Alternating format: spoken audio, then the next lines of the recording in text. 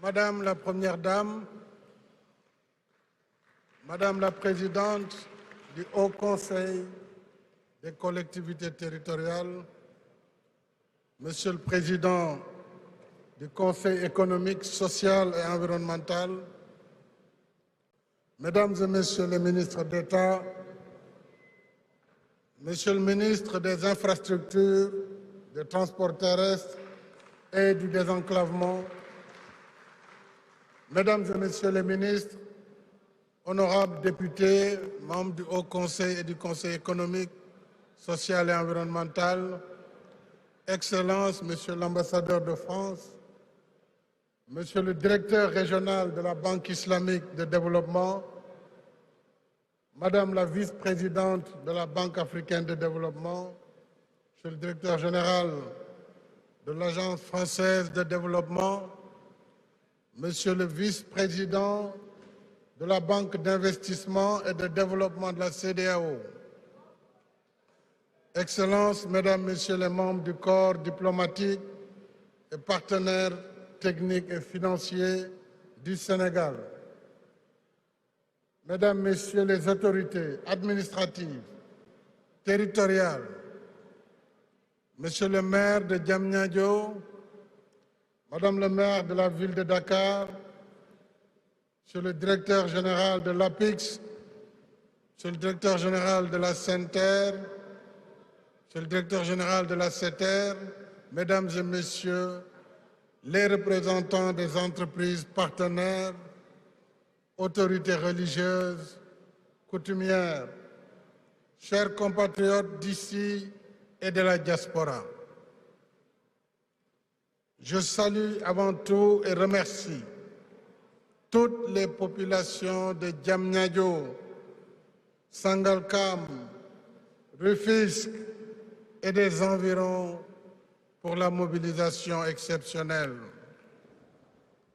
Ce 27 décembre 2021 marque une étape historique dans notre marche collective vers le Sénégal émergent. Une aube nouvelle se lève sur notre cher pays. Il y a 5 ans, le 14 décembre 2016, ici même à Diamniadio, qui était alors une ville en état embryonnaire, nous lancions le chantier de la première phase du train express régional sur un linéaire de 36 km, dont la deuxième phase mènera à l'aéroport international Blaise Diagne. 2016, c'était 131 ans après l'inauguration en 1885 de la ligne ferroviaire Dakar-Saint-Louis. Je disais à l'occasion du lancement du chantier du TER que nous avions décidé de franchir en vitesse une étape significative de notre marche résolue vers l'émergence. En vitesse, parce que nous avions fait l'option d'un train express doté de technologies de dernière génération.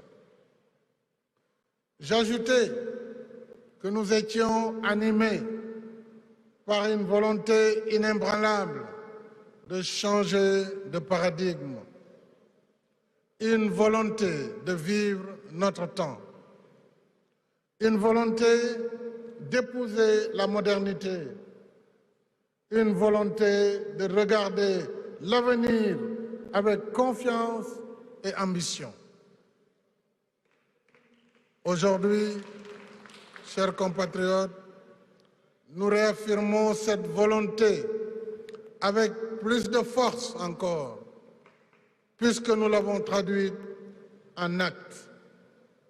Nous voilà en effet revenus à Diamniadio, non en voiture comme il y a 5 ans, mais à bord du TER, pour son inauguration officielle qui sera suivie de sa mise en service.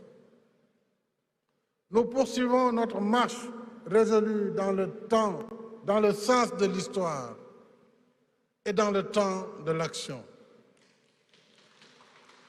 Dans le sens de l'histoire, il est bon de rappeler que la vision à la base de ce projet emblématique se trouve dans l'axe 1 du plan Sénégal émergent dédié à la transformation structurelle de l'économie.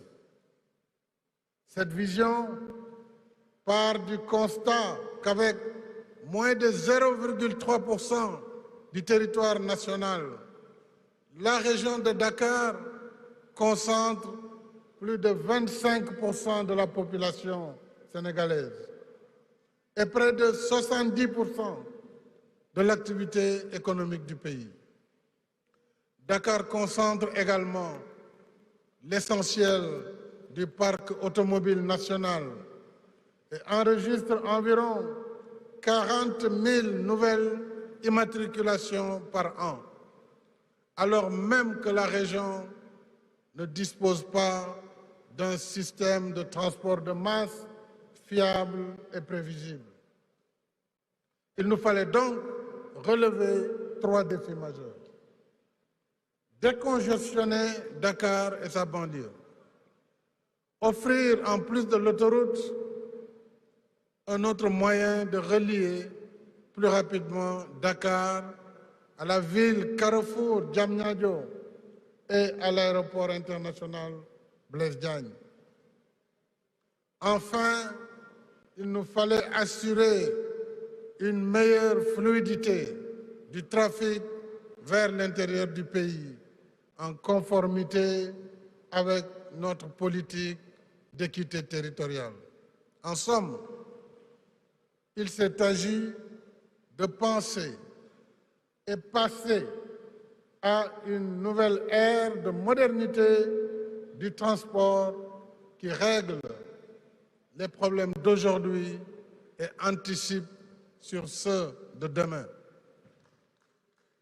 Les problèmes de demain seront plus compliqués et les solutions seront plus coûteuses. Voilà très simplement la vision qui sous-tend le projet du TER, car gouverner, c'est prévoir. Et prévoir, c'est aussi vouloir le meilleur pour son pays, le meilleur pour ses populations, le meilleur pour les générations actuelles, le meilleur pour les générations futures. Et le meilleur parce que nous construisons pour aujourd'hui et pour demain. C'est pourquoi nous avons opté pour un train moderne, équipé de technologies de dernière génération. Nous sommes, mesdames et messieurs, dans le temps de l'action. Assurément, car pour arriver à la cérémonie qui nous réunit ici ce soir, il nous a fallu voir grand et joindre l'acte à la vision, puisqu'on ne peut rien accomplir de grand si l'on voit toujours petit. Le TER a été conçu pour répondre dans la durée à 7 impératifs. 1. Le transport de masse, avec 15 trains, chaque train pouvant accueillir jusqu'à 565 passagers, pour un potentiel de 115 000 passagers par jour. 2. Le confort, avec un aménagement intérieur adéquat, le Wi-Fi à bord et la climatisation, aussi bien pour la première classe que pour la deuxième classe. 3e impératif, la régularité, avec une fréquence d'un train tous les 10 minutes, c'est l'engagement de la 7 heures, tous les 10 minutes de 6 heures à 22 heures et toutes les 20 minutes les dimanches et jours fériés.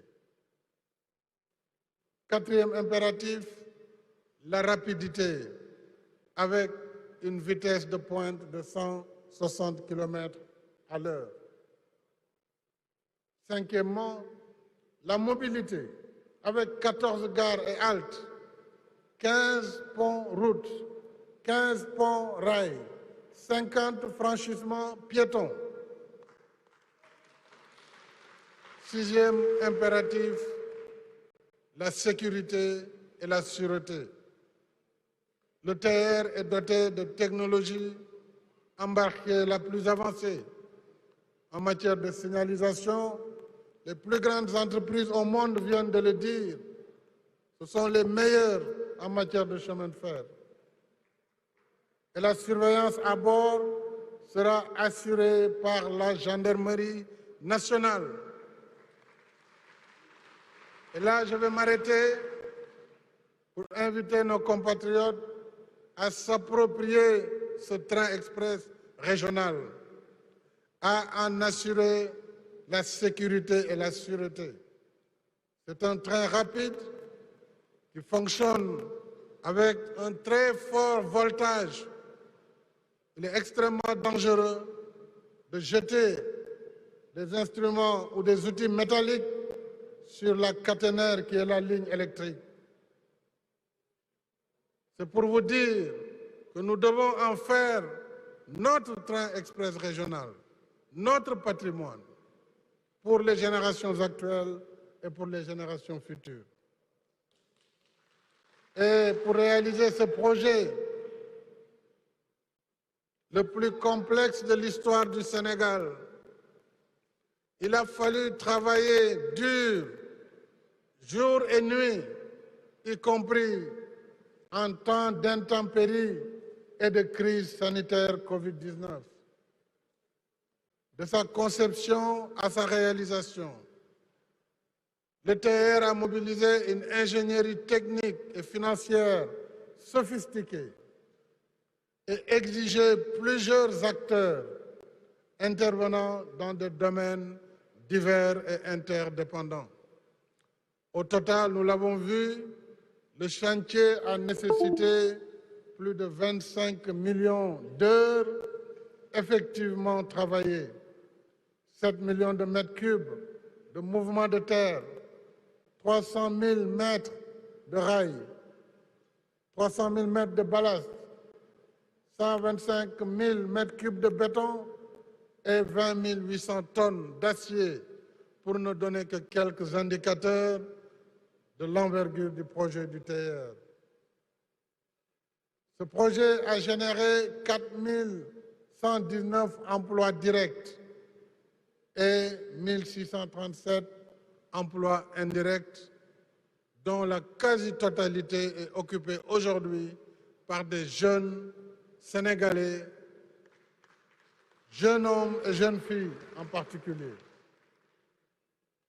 Nous avions en effet inclus dans les termes de référence du projet l'exigence de transfert de technologie, parce que nous savions dès le départ et dès la conception que ce projet demanderait des ressources humaines hautement qualifiées, compte tenu de la complexité de sa technologie. Le projet a fait naître tout un écosystème de technologie et de savoir-faire, notamment avec un centre des opérations ferroviaires, un centre de maintenance, des écoles de formation et des simulateurs. Je les ai visités cet après-midi. Je voudrais féliciter la CETER, la PIX, féliciter ces jeunes filles, garçons, hommes et femmes qui se sont engagés et qui ne doivent leur mérite d'être recrutés que par leurs compétences, puisque dès le départ, j'ai tenu à dire au président de la SETER, n'acceptez aucune pression politique. Je ne vous demanderai pas le moindre emploi, que personne ne vous exige de recruter un tel ou un tel. Donc tous ces 900 et quelques jeunes qui ont été recrutés l'ont été par leurs compétences personnelles et je tiens à les féliciter.